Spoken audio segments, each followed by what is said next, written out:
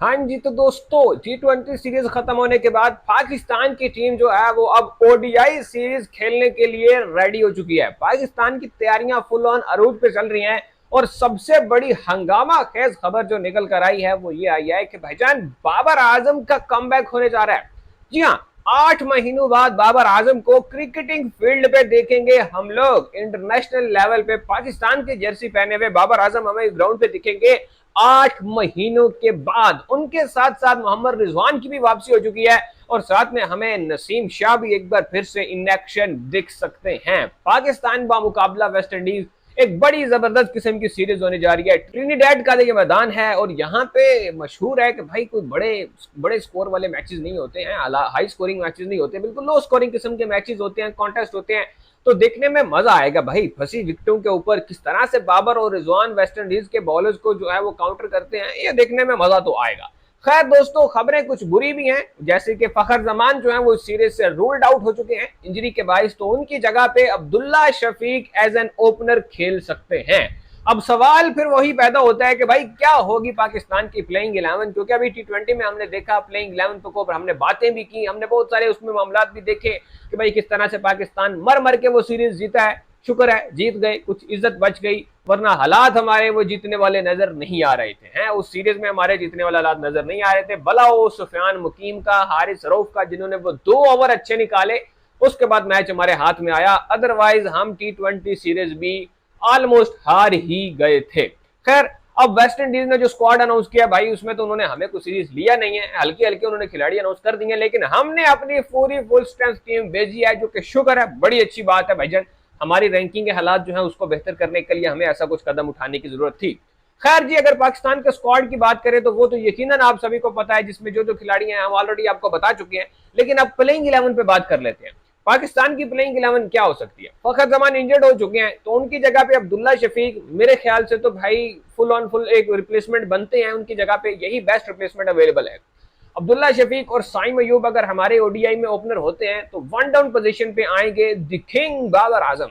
जी हाँ, बाबर आजम, जो कि 8 महीनों बाद हमें एक्शन में दिखेंगे भाई साहब। बाबर भाई 50 भी चलेगी, सेंचुरी की डिमांड नहीं है भाईजान, 50 भी कर दो, मजे आ जाएंगे यार। है डे मेड हो जाएगा भाई हम सबका, तो मजे आ जाएंगे। एक जरा 50 हो जाए हल्की फुल्की सी, तो बाबर आजम के बाद हमें दिख सकते हैं सलमान अली आगा या फिर मोहम्मद रिजवान। यहाँ पे दोनों प्लेयर्स में से कोई भी बैटिंग करने के लिए आ सकता है। मेरा जहां तक जरा मोटा मोटा सा अंदाजा है वो ये है कि भाई रिजवान ही आएंगे बैटिंग करने के लिए, लेकिन आगा सलमान भी आ सकते हैं। अब नंबर 4 और नंबर 5 तो आगा सलमान और रिजवान के भी डिसाइड हो गया। नंबर 6 के ऊपर हसन नवाज के चांसेस मुझे दिखाई दे रहे हैं। जी हाँ, हसन नवाज को स्क्वाड में रखा गया है। इसके अलावा उन्होंने अभी फ्लोरिडा में जो मैचेस हुए हैं कुछ छक्के वक्के भी मारे हैं, तो यकीनन उनको नंबर 6 पे यूटिलाइज करने की कोशिश की जाएगी। या फिर हो सकता है माइक हैसन है ना, तो कुछ भी उम्मीद की जा सकती है। तो हमारी जो मैनेजमेंट है उसके हिसाब से मैं ये भी सोच सकता हूं कि आप रिजवान को नंबर 6 पे कर दो और हसन नवाज को नंबर 4 पे खिला दें। लेकिन फिर भी जो भी खिलाएं भाई, स्क्वाड में ये 6 लोग तो होंगे, प्लेइंग 11 में ये 6 लोग होंगे।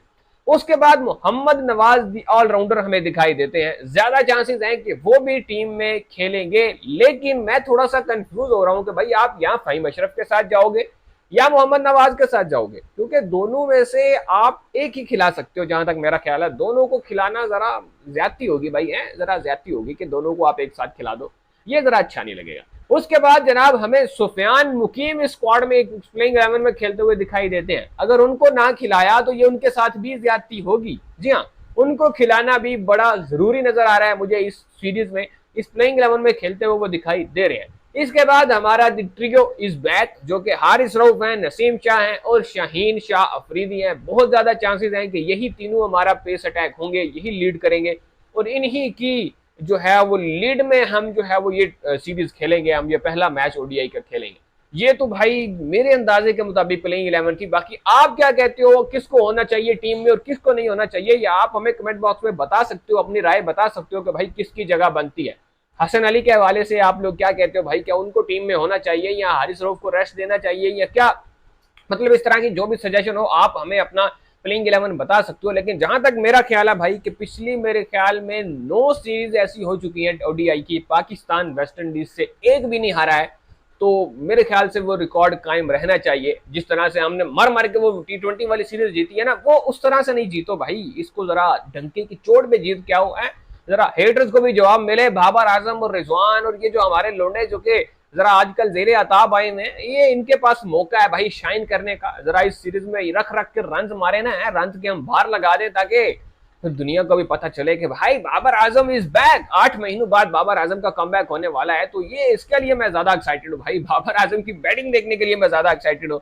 तो देखते हैं दोस्तों क्या होता है। पहला ओडीआई गेम है आज रात जो है वो 11 बजे शुरू होगा पाकिस्तानी वक्त के मुताबिक।